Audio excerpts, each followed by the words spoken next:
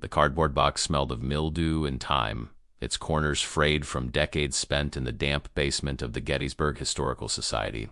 Sarah Jenkins squinted against the dim light as she carefully lifted the brittle lid.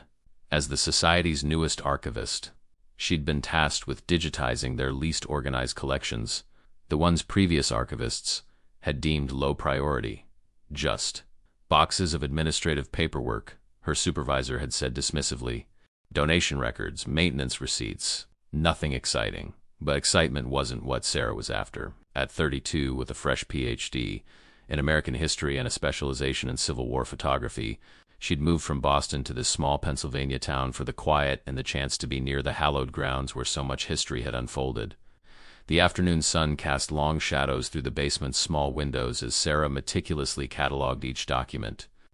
Receipts for building repairs in the 1950s, donation acknowledgments from the 1970s, a folder of correspondence from the 1980s regarding a traveling exhibit. It was nearly 6 when her fingers brushed against something different, a thick manila envelope tucked beneath a stack of tax forms. No labels, no dates, just a thin layer of dust that suggested it hadn't been touched in years. Sarah opened it carefully, expecting more paperwork. Instead, she found herself staring at a black and white photograph, surprisingly well preserved. A man in a Union Army general's uniform stood rigidly before a backdrop of trees, his hand resting on a ceremonial sword. His face was stern, with a thick beard and deep-set eyes that seemed to stare directly at her across time. Something about his expression made Sarah shiver, despite the basement's warmth. She turned the photograph over. In faded ink, someone had written, Brigadier General James Monroe Calloway, April 14, 1866. The name was vaguely familiar from her studies. A Union general, if she remembered correctly. Sarah reached for her laptop, intending to make a quick note in her catalog. That's when she noticed something odd. The envelope contained one more item, a photocopy of a death certificate. General James Monroe Calloway. Cause of death, wounds sustained in battle. Date of death, July 18, 1865. Sarah frowned, checking the dates again. The photograph was allegedly taken in 1866. But according to the death certificate, General Calloway had died 9 months earlier. That can't be right, she muttered, reaching for her phone to snap pictures of both items. Just then, the overhead lights flickered. Once, twice, then darkness engulfed the basement. Perfect, Sarah sighed, reaching for her phone's flashlight. As the beam cut through the darkness, she could have sworn she saw movement near the far wall, a shadow shifting where no shadow should be. Hello? She called out, her voice echoing strangely. Is someone there? Only silence answered, but as Sarah gathered her things to leave, she couldn't shake the feeling of being watched, of eyes following her movements with deliberate, calculating interest. Outside, the evening had turned unseasonably cold. Sarah pulled her light jacket tighter around her shoulders as she walked to her car, the photograph and its mystery weighing heavily in her mind. She didn't notice the tall figure watching from the shadows of the building, its form hazy in the gathering dusk. Nor did she hear the soft, raspy whisper that followed her retreat. You found me, Miss Jenkins. Now I'll find you. The following morning, Sarah arrived at the Historical Society early, eager to investigate the mysterious photograph. The power had been restored, and the basement felt less ominous in the daylight, though the previous night's unease lingered at the edges of her consciousness. She began with an online search for General Calloway. The results were sparse but consistent. James Monroe Calloway, a brigadier general who had served with distinction at Gettysburg before being fatally wounded at the Battle of Five Forks in April 1865. He had lingered for months before succumbing to infection on July 18, 1865. So who's in the 1866 photograph? Sarah murmured, studying the image again. The Society's director, Harold Winters, appeared at the basement door. In his 70s, with a shock of white hair and wire-rimmed glasses, he'd been running the place for over 30 years. Find anything interesting? He asked. Sarah hesitated, then held up the photograph. Actually, yes. I found this yesterday. It's supposedly General Calloway in 1866, but everything I've found says he died in 1865. Harold approached slowly, his expression unreadable as he studied the image. Where was this? In an unmarked envelope with a copy of his death certificate. A flicker of something recognition, concern, crossed Harold's face. Probably just misdated, he said too quickly. Historical records from that period are often unreliable. But the death certificate seems official, Sarah persisted. And I've found 3 different sources confirming his death in 1865. Harold handed the photograph back, his movements stiff. Some things are better left unexamined, Miss Jenkins. Not every historical discrepancy needs resolution. The abruptness of his dismissal surprised her. I thought that's exactly what historians are supposed to do. Not this time. His tone hardened. Focus on cataloging, not investigating. That's your job. After Harold left, Sarah sat motionless, the photograph in her hands. His reaction had been strange, defensive almost. It only heightened her curiosity. During her lunch break, she drove to the Gettysburg National Cemetery. The October air was crisp, fallen leaves crunching beneath her feet as she wandered among the rows of Civil War graves. She found Calloway's marker easily enough, a simple headstone weathered by time, bearing the dates 1821 to 1865. So he was definitely dead. But who was in the photograph? As she stood there, a park ranger approached, a middle-aged man with a weathered face and kind eyes. "Can I help you find someone?" he asked. Sarah showed him the photograph on her phone. "I'm researching General Calloway. This photo is supposedly from 1866, but he died in 1865. The ranger studied the image, his expression growing troubled. "Where did you get this?" "The Historical Society archives." "Why?" He glanced around as if ensuring they were alone. "There's an old story around here. After the war, some folks reported seeing General Calloway walking the battlefield at dusk. They said he was looking for something or someone." "A ghost story?" Sarah couldn't keep the skepticism from her voice. "More than that," the ranger said quietly. 3 people who claimed to have seen him died within weeks. Mysterious circumstances. After the 3rd death, a photographer set up his equipment on the battlefield, hoping to prove it was all nonsense. And the next morning, they found his camera. When they developed the plate ... he pointed to her phone. "The photo you're holding was the result."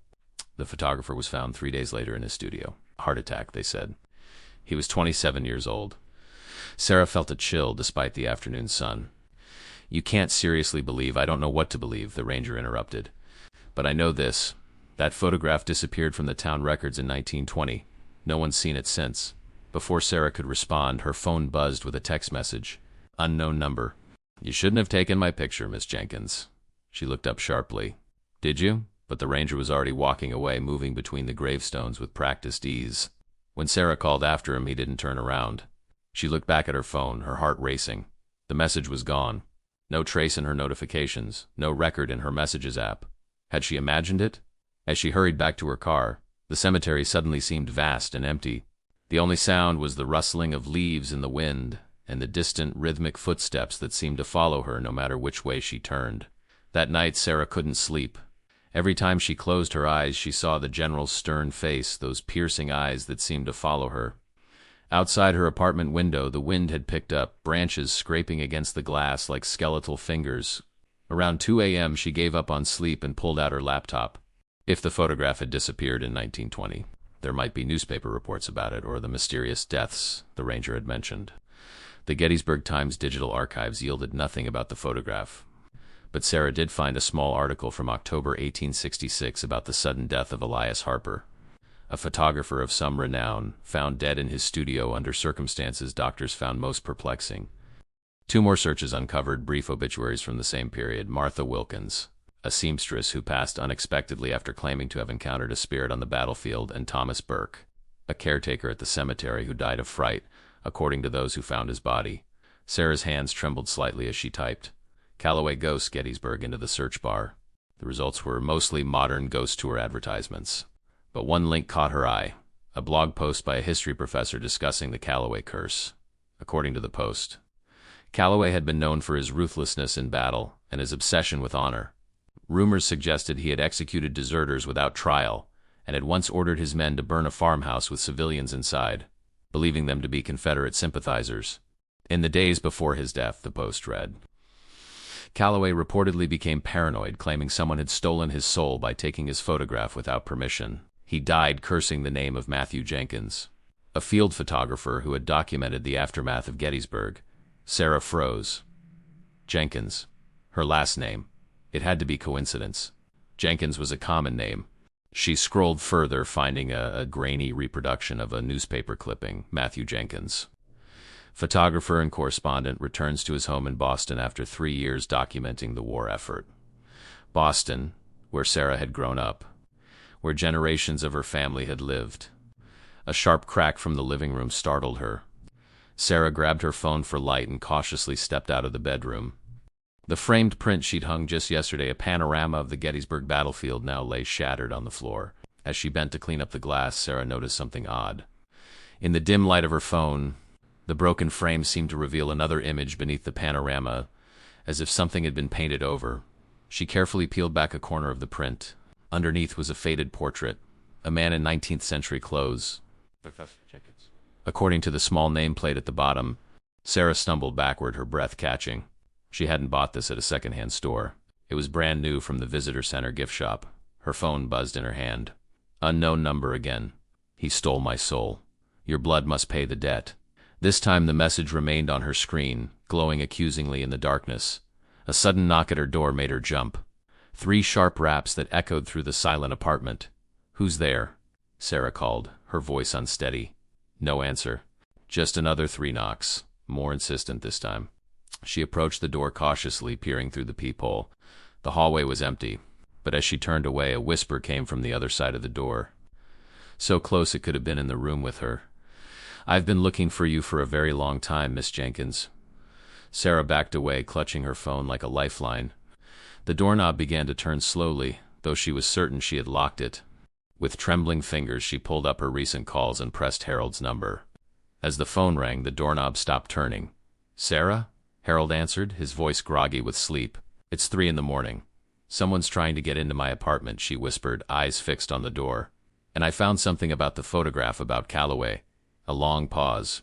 "Then stay where you are. I'm coming over. And Sarah, whatever you do, don't look at that photograph again." The line went dead. Outside her door, the hallway remained silent. But as Sarah waited for Harold to arrive, she couldn't shake the feeling that something was still there, waiting patiently on the other side. Harold arrived 20 minutes later, his car screeching to a halt outside her building. By then, Sarah had gathered the photograph, the death certificate copy, and her laptop into a bag. She met him at the entrance, unwilling to stay in her apartment a moment longer. "Get in," he said tersely, eyes scanning the darkened street. "We need to talk." They drove in silence to an all-night diner on the edge of town. At this hour it was nearly empty, just a sleepy waitress and a trucker nursing coffee at the counter. They took a booth in the back, and Harold ordered coffee for both of them despite Sarah's jangled nerves. "You should have left it alone," he finally said, his voice low. "I tried to warn you." "Warn me about what?" Sarah demanded. "That I found a photo that shouldn't exist? That it's somehow connected to my family? That someone or something is now after me?" Harold looked exhausted, suddenly every one of his 70-plus years. It's happened before. Not often. Every few decades the photograph surfaces. Someone finds it, becomes obsessed, starts researching, and then what happens? He met her eyes. "They die, Sarah. Just like the others in 1866. The waitress brought their coffee. Sarah wrapped her cold hands around the mug but didn't drink. "You knew about this? All along?" Harold nodded reluctantly. "My predecessor warned me when I took over the society. The photograph always returns to our archives no matter where it goes. We keep it hidden, unlabeled. Usually that's enough. But why me? Why now?" "Your name," Harold said simply. "Jenkins. When I hired you, I didn't make the connection. Gettysburg is full of ghost stories. I didn't take this one seriously until I saw your reaction to the photograph yesterday." Sarah pulled out her phone and showed him the text messages. "These started after I visited Calloway's grave. A ranger there told me about the curse." Harold's face paled. "What ranger?" "Middle-aged guy. Weathered face. Kind eyes." "Sarah, the Park Service doesn't station rangers at the cemetery in October weekdays. Budget cuts." A chill ran through her. "Then who did I talk to?" Harold didn't answer. Instead, he reached for her bag. "Let me see the photograph again." Sarah hesitated, then handed it over. Harold studied it carefully, turning it in the diner's fluorescent light. "Look at his eyes," he said quietly. "Really look." Sarah leaned forward. Tsk. In the harsh diner lighting, something about the general's eyes seemed different, not just stern, but hollow. Empty, like black pits in his face. "It changes," Harold whispered. "The longer you have it, the more it reveals." "This is insane," Sarah said, though her conviction was weakening. "Photographs don't change. Ghosts aren't real." "Then how do you explain this?" Harold turned the photograph over. On the back, where there had only been the faded ink notation before, new words had appeared, as if written in real time. "I will collect what is owed. Tonight." The diner's lights flickered suddenly. Outside, the wind howled, rattling the windows.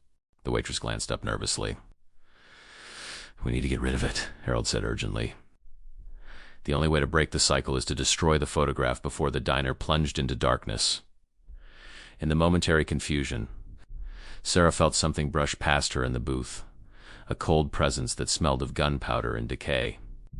When the emergency lights came on seconds later, the photograph was gone from the table, and Harold sat motionless, his eyes wide and fixed, one hand clutched to his chest.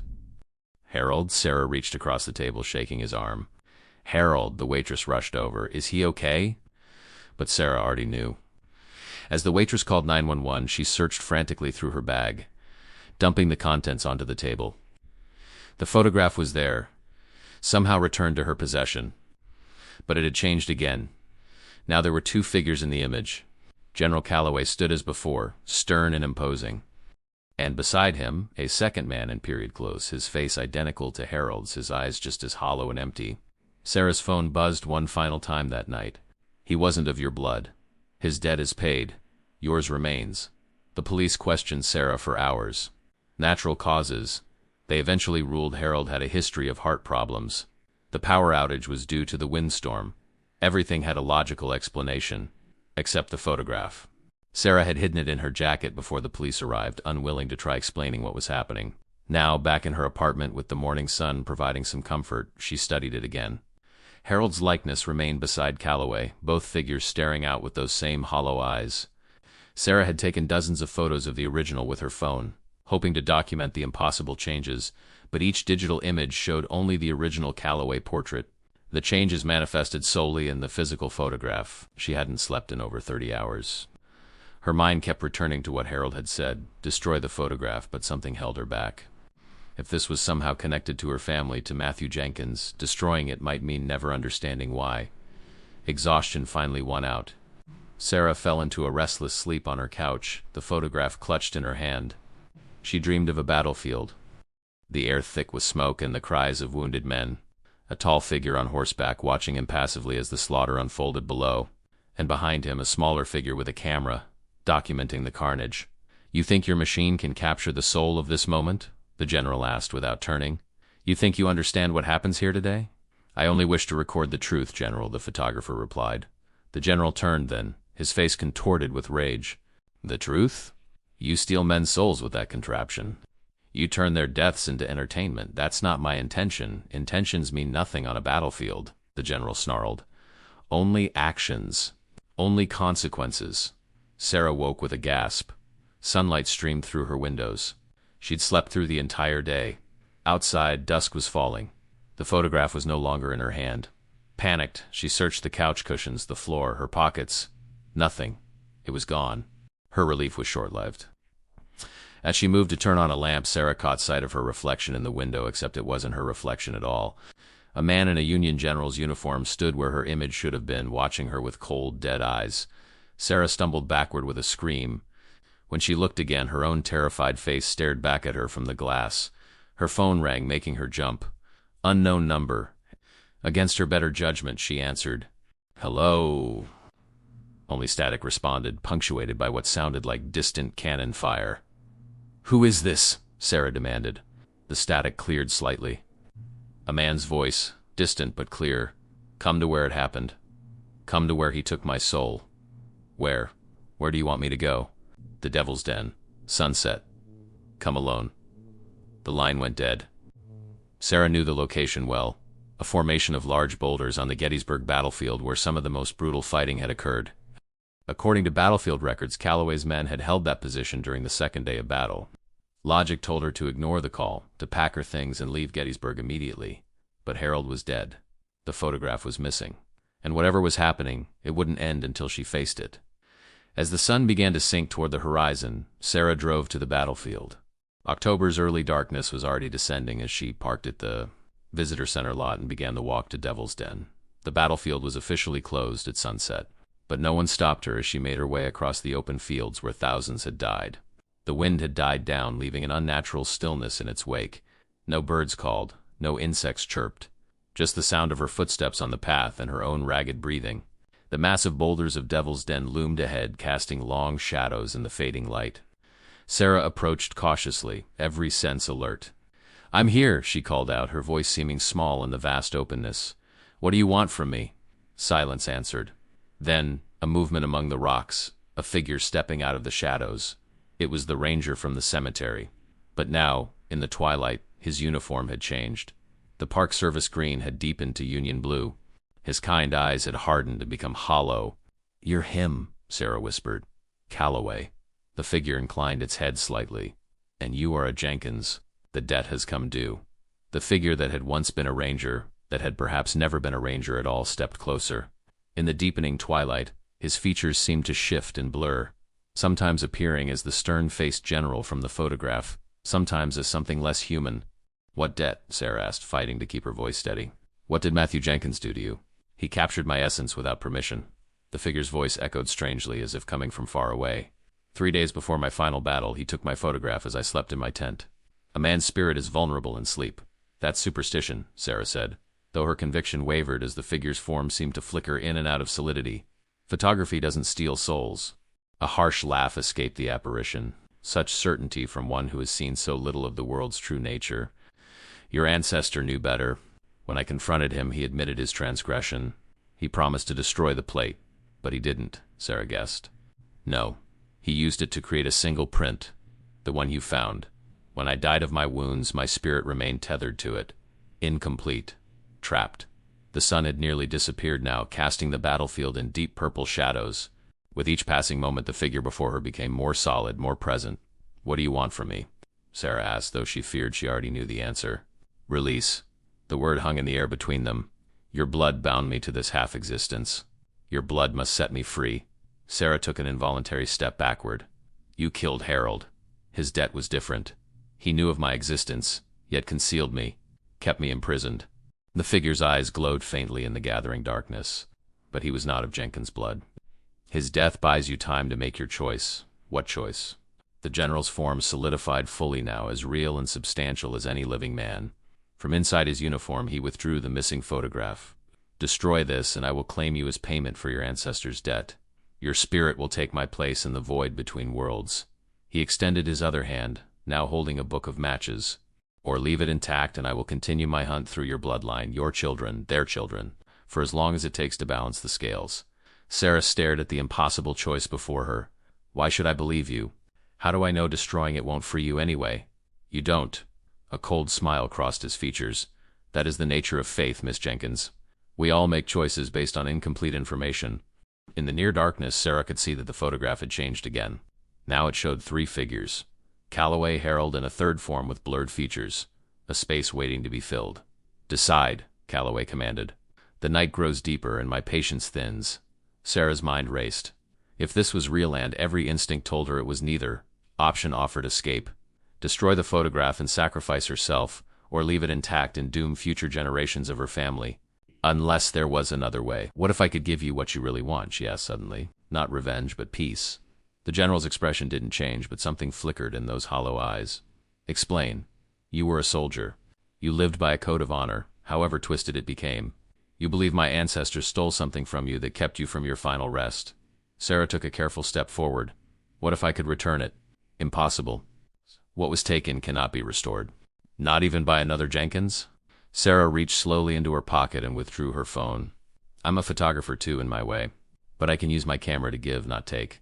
Before he could respond, she activated the camera and captured his image in the phone's flash-a-brief. Brilliant light that illuminated the darkness.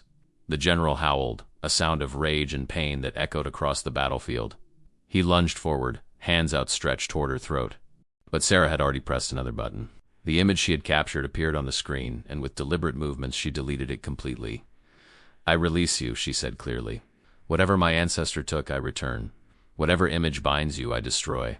Whatever debt exists, consider it paid." The general froze, his form suddenly indistinct at the edges, like watercolors bleeding into paper. "Clever," he whispered, his voice fading, "but not clever enough. The original remains." He held up the photograph, still solid in his increasingly insubstantial hand. Sarah reached for it, but her fingers passed through both the photograph and the general's hand as if through smoke. "No," she protested. "I released you. I destroyed your image. A digital phantom, not the true binding."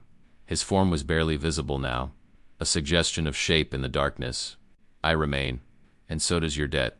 With those words, he vanished completely, taking the photograph with him. Sarah stood alone on the battlefield. The only evidence of the encounter, the lingering scent of gunpowder and decay on the night air. Her phone's screen glowed innocently in her hand, showing no trace of the deleted image. Had she failed, or merely postponed the inevitable?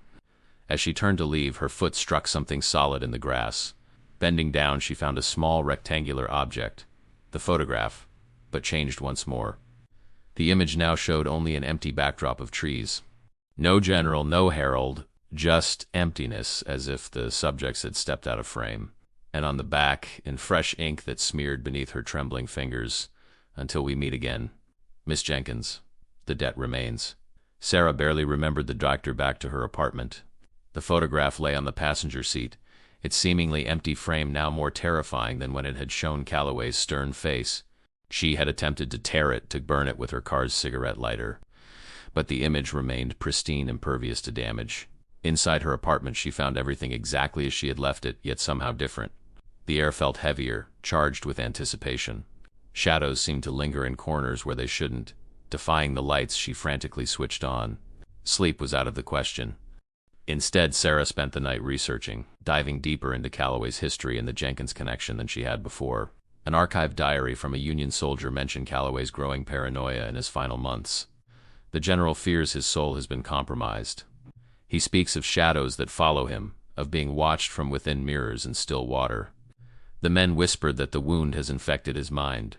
Another account, this one from a nurse who had tended to him, he raves about the photographer, Jenkins. Says the man captured more than his likeness. Says when he dies, Jenkins must die too, or his spirit will never rest. As dawn broke, Sarah found herself on an obscure genealogy forum where someone had posted about Matthew Jenkins, a Civil War photographer who had died in Boston in 1897, survived by his wife Emma and their son William Jenkins, Sarah's great-great-grandfather. The pieces were falling into place. Matthew had somehow escaped Calloway's curse, living to old age. But the general's vengeful spirit had remained, passed down through generations, waiting for another Jenkins to find the photograph. Sarah's phone rang, startling her from her thoughts. The screen showed her mother's number. "Mom?" she answered, suddenly desperate for the normalcy of her mother's voice. "Sarah, thank goodness. I've been trying to reach you since yesterday." Her mother sounded worried. "Are you all right?" "I'm fine," Sarah lied, "just busy with work." "Why?" "It's the strangest thing. Last night I was going through some old family albums and I found a photograph I'd never seen before. A man in a Civil War uniform." Sarah's blood ran cold. "What did you do with it?" "I put it in my bedside drawer. I was going to ask your father about it, but he's away on business until tomorrow." "Why? Do you know who it is?" "Mom, listen to me carefully." Sarah's voice shook with urgency. "Don't look at that photograph again. Don't touch it. I'm coming home right now." "Sarah, what's going on?" "You're scaring me. I'll explain everything when I get there. Just promise me you won't go near it." After extracting a reluctant promise from her mother, Sarah packed a bag, including the photograph, from her passenger seat. She couldn't leave it behind, couldn't risk someone else finding it. If her theory was correct, Calloway was now targeting her entire family, starting with her mother in Boston. The drive from Gettysburg to Boston would take at least 7 hours. Sarah stopped only for gas, her mind racing with potential solutions. Destruction hadn't worked. Digital manipulation hadn't worked. There had to be another way to break the curse. As she crossed into Massachusetts, her phone rang again. Unknown number. Against her better judgment, she answered on speakerphone. "Yes?" "Your mother looked at the photograph, Miss Jenkins." Calloway's voice as cold and distant as it had been on the battlefield. She couldn't help herself. Curiosity is a family trait, it seems. "If you've hurt her, not yet. But I am with her now. She thinks I'm a colleague of yours from the Historical Society. We're having a lovely chat about family history." Sarah pressed harder on the accelerator, weaving through traffic. "Leave her alone. This is between you and me." "On the contrary, this is about bloodlines and debts. Your mother is as much a Jenkins as you are. What do you want?" Sarah demanded, desperation edging her voice. A pause. Then, "Bring me what belongs to me. The original photograph. The one in your possession now. I have it. I'll bring it." "Good. You have until sunset. After that, your mother joins me in the photograph, and the debt transfers to you alone." The line went dead. Sarah checked the time. 4:37 p.m. October sunset in Boston would be around 6:15. She was still over an hour away. She pressed the accelerator to the floor. Sarah's childhood home looked peaceful in the late afternoon light, a modest colonial in a quiet suburb west of Boston. No sign of disturbance. No indication of the supernatural horror that waited inside. She parked haphazardly in the driveway, grabbed the photograph from her bag, and rushed to the door. It opened before she could use her key. Her mother stood in the doorway, smiling warmly. "Sarah, I wasn't expecting you so soon." Sarah studied her carefully. She looked normal, the same ash blonde hair now streaked with gray, the same kind eyes that had watched over Sarah's childhood. But something in her expression seemed slightly off, her movements a fraction too deliberate. "Where is he?" Sarah asked, not moving from the threshold. Her mother's smile faltered. "Who, dear?" "You know who. Calloway." For a moment her mother's eyes seemed to cloud over, becoming hollow and empty. Then they cleared, and genuine confusion crossed her face. "Sarah, what are you talking about? Are you feeling all right?" Sarah hesitated, then stepped inside, closing the door behind her. "The man who was here, the one who claimed to be from the Historical Society. There's been no one here but me." Her mother's concern seemed genuine. "I've been alone all day, waiting for your father to call from Chicago." Either her mother was lying, had forgotten, or worst of all, Calloway had done something to her memory. Sarah glanced at her watch. 5:43 p.m. The sun was already beginning to set, casting long shadows through the house's west-facing windows. "Mom, I need you to think carefully. The photograph you found last night, where is it now?" "In my drawer, where I told you I put it." Her mother frowned. "Sarah, you're scaring me. What's going on? Show me." Her mother led the way upstairs to the master bedroom. Everything looked normal. The familiar quilt on the bed, family photos on the dresser, her father's reading glasses on the nightstand. "It's right here," her mother said, opening the bedside drawer. The drawer was empty. "That's not possible," her mother whispered. "I put it right here." Sarah felt a presence behind them. Turning slowly, she saw him standing in the bedroom doorway, General Calloway. As solid and real as he had appeared at Devil's Den, dressed in his full Union uniform. "Miss Jenkins," he said with a cold smile. "Right on time." Her mother followed Sarah's gaze, her expression blank. "Sarah? Who are you talking to?" "You can't see him?" Sarah asked, not taking her eyes off the general. "See who?" "There's no one there." Calloway's smile widened. "She can't perceive me yet. Not until she joins the collection." "Collection?" Sarah repeated, her voice barely above a whisper. "The souls I've gathered over the years. You're Mr. Winters, the original photographer. Others who have crossed my path." He stepped into the room, his heavy boots making no sound on the carpeted floor. "They sustain me, keep me tethered to this world." "Sarah, you're frightening me," her mother said, reaching for her hand. "There's no one there." Sarah squeezed her mother's hand reassuringly, though her own terror threatened to overwhelm her. "Mom, I need you to go downstairs. Wait for me in the kitchen, please. I'm not leaving you like this." "Please," Sarah repeated, her voice breaking. "I'll explain everything soon. I promise." Something in Sarah's expression must have convinced her. With a worried glance back, her mother left the room, her footsteps fading down the hallway. "Very touching," Calloway said once they were alone. "Now, where's my property?" Sarah reached into her jacket pocket and withdrew the photograph, the one that now showed only an empty backdrop. "Here, take it and leave my family alone." Calloway didn't move to take it. "You still don't understand.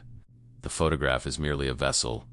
What I want is what your ancestors stole from me, my essence, my soul."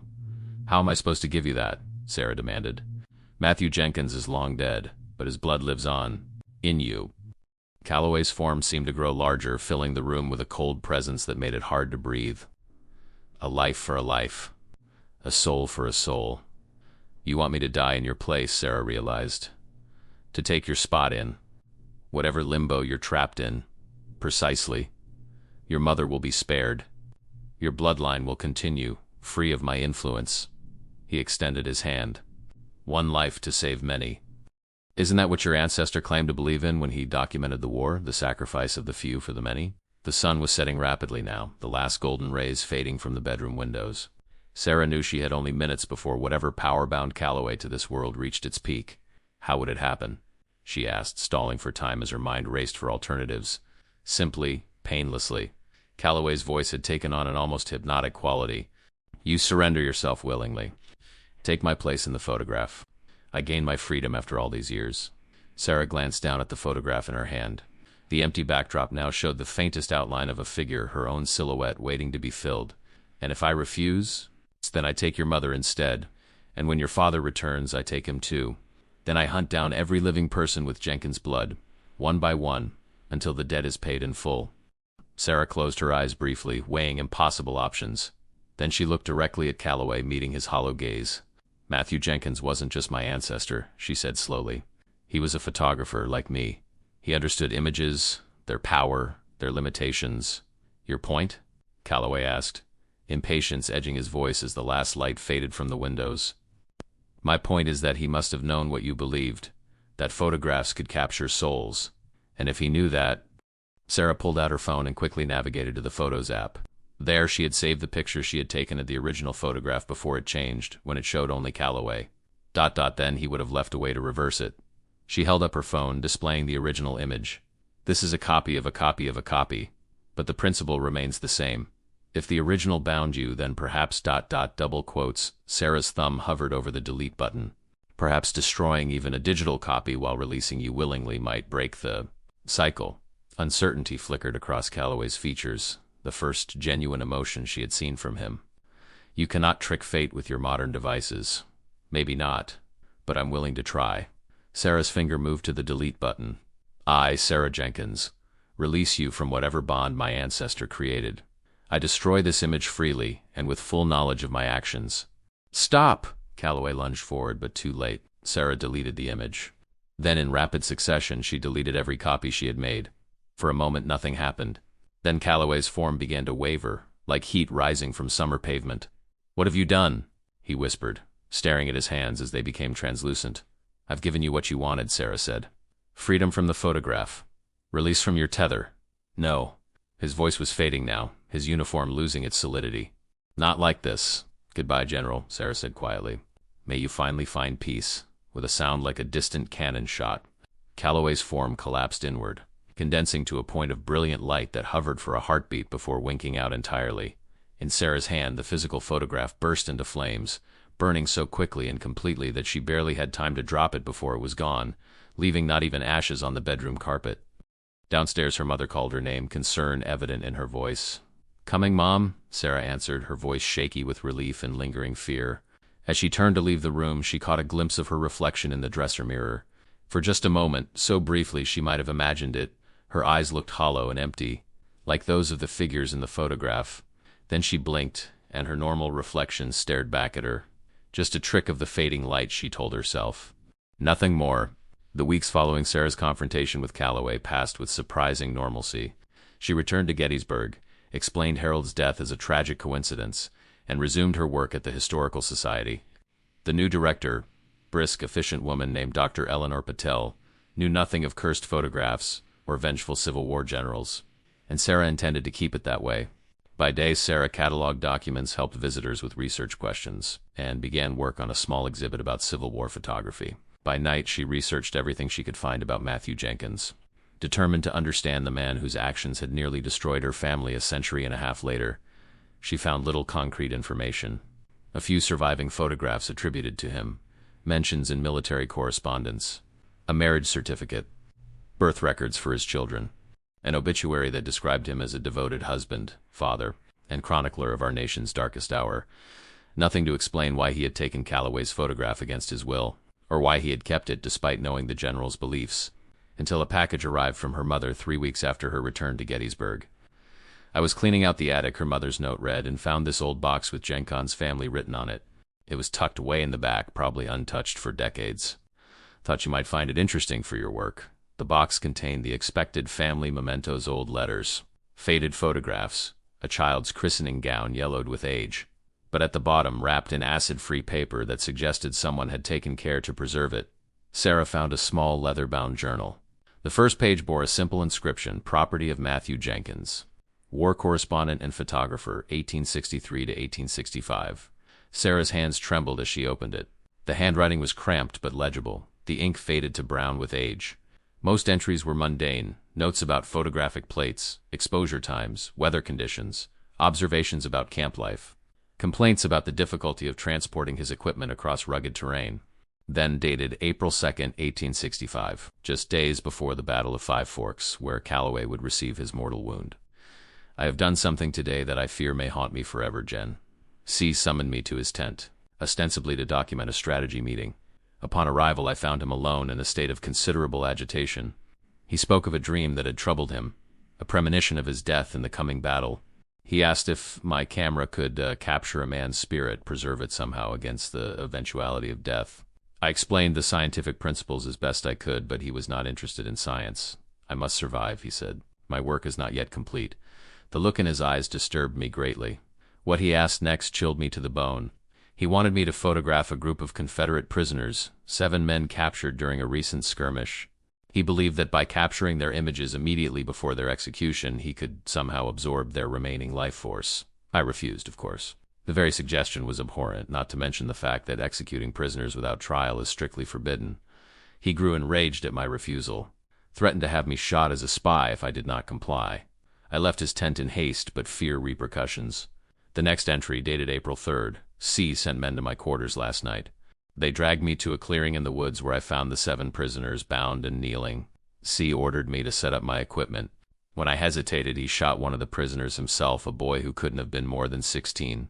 God forgive me, I did as instructed. Set up my camera, prepared the plates. What choice did I have? He would have killed them all regardless, and likely me as well. As I worked, I formed a desperate plan. The chemical process for developing plates requires precise timing. It would be simple enough to ruin the exposures, overexpose them so that no image would form. But C seemed to anticipate this. He stationed one of his men, a corporal with some photographic knowledge, to observe my work. I was forced to proceed correctly. I took the photographs. 7 plates. 6 remaining prisoners. After each exposure, C executed the subject himself. Single shot to the head. No emotion. No hesitation. When it was done, he ordered me to develop the plates immediately in a tent set up for the purpose. The corporal watched every step.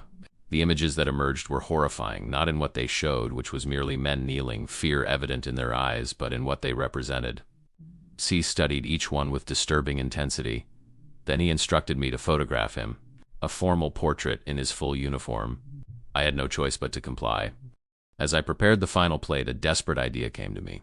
I made a subtle adjustment to the chemical bath, not enough to ruin the image entirely, but enough to create a defect, a flaw in the emulsion that would disrupt whatever dark purpose C intended. When his image appeared on the plate, I saw with relief that my sabotage had worked. Though his figure was clear, a strange darkness obscured his eyes, as if the chemicals had eaten away at that specific area. C noticed immediately, flew into a rage, accused me of deliberately ruining the plate. I feigned ignorance, blamed the poor light conditions. He ordered me to try again the next day. I never got the chance. That night I stole the plate and all my equipment and fled the camp. By morning I was miles away, heading north under cover of the Union Army's general advance. I do not know if what C believed about photography capturing souls has any basis in reality. I am a man of science, not superstition. But I have destroyed the plates containing the images of those poor prisoners. All except C's. That one I keep as evidence of his madness and cruelty, should I ever be called to testify against him. News reached me today that C was wounded at 5 Forks. They say he is not expected to survive.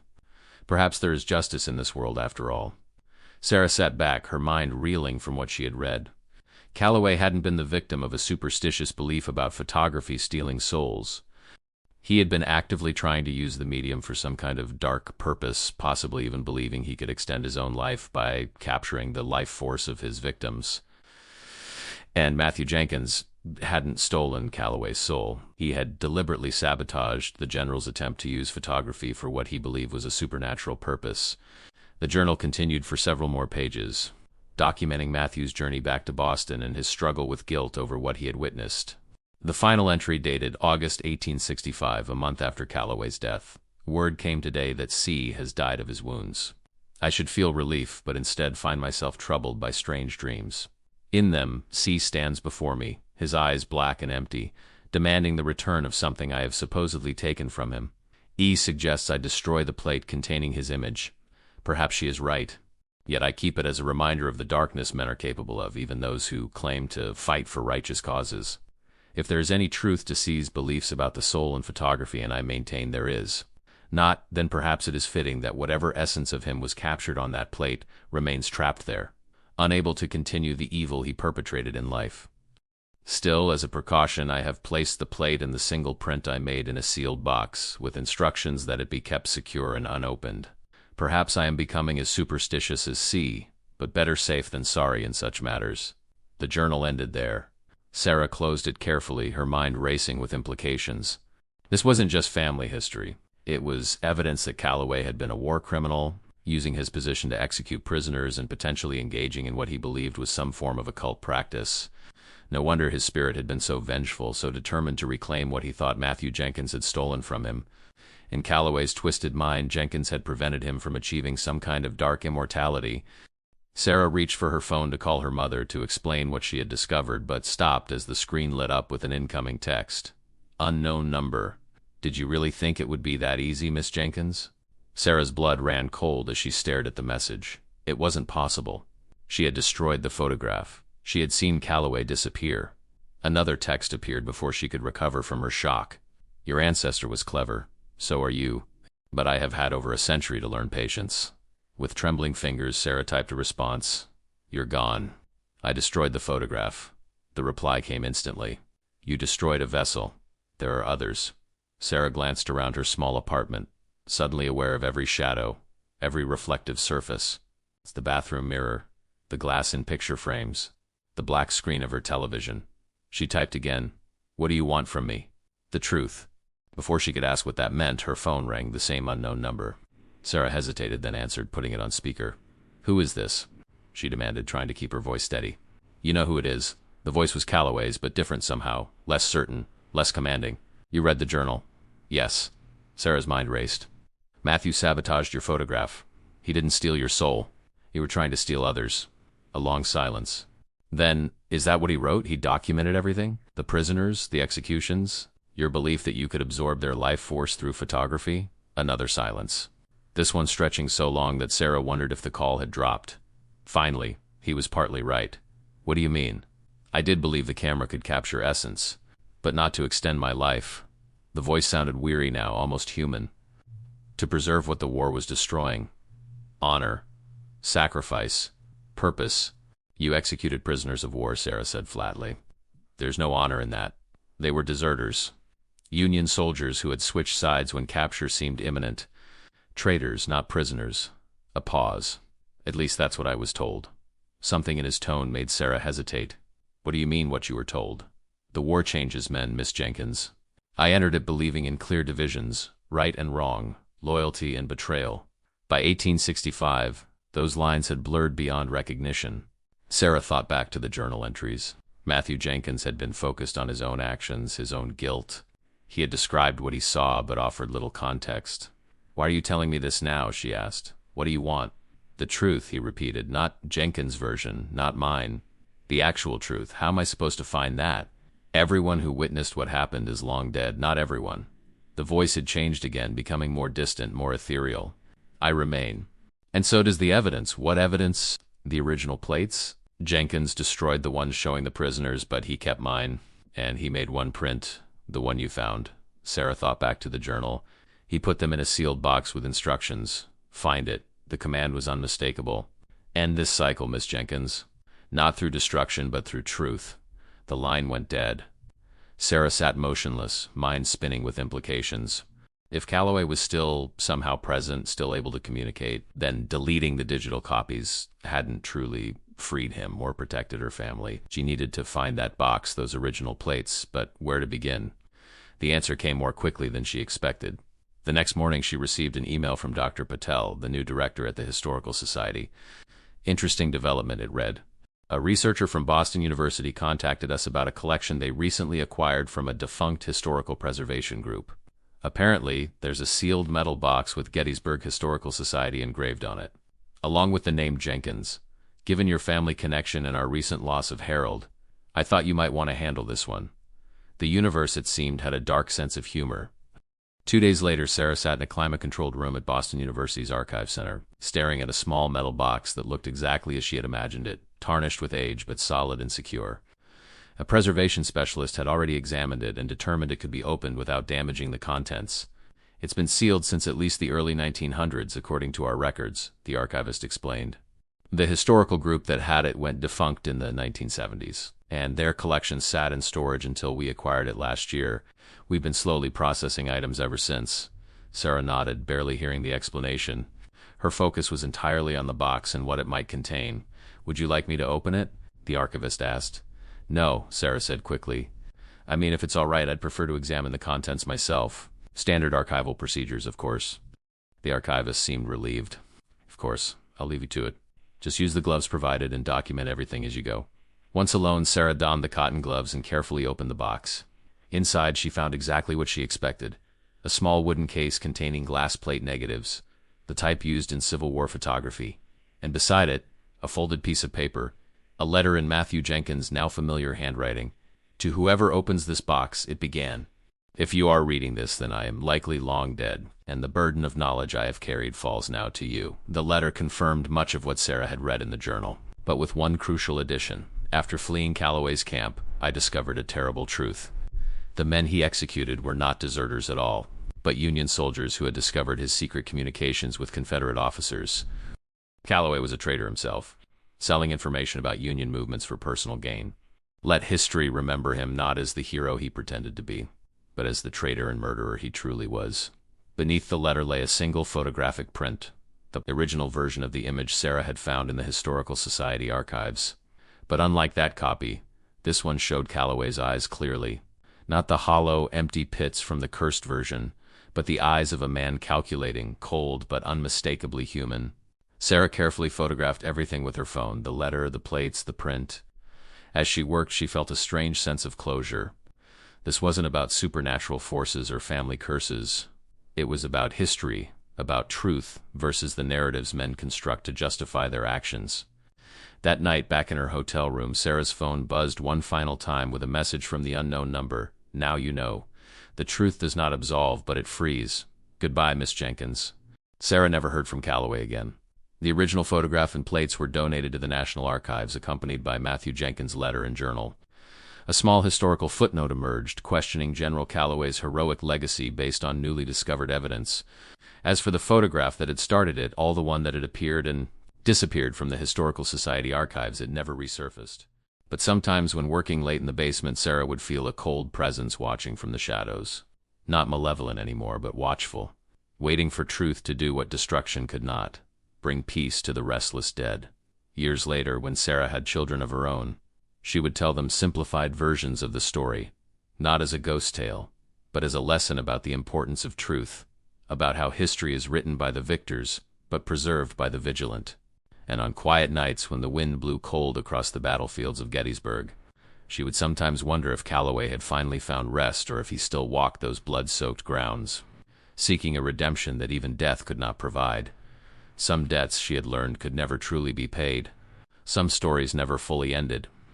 And some photographs captured more than just a moment in time. They captured the very essence of human darkness, preserving it long after the subjects themselves had turned to dust.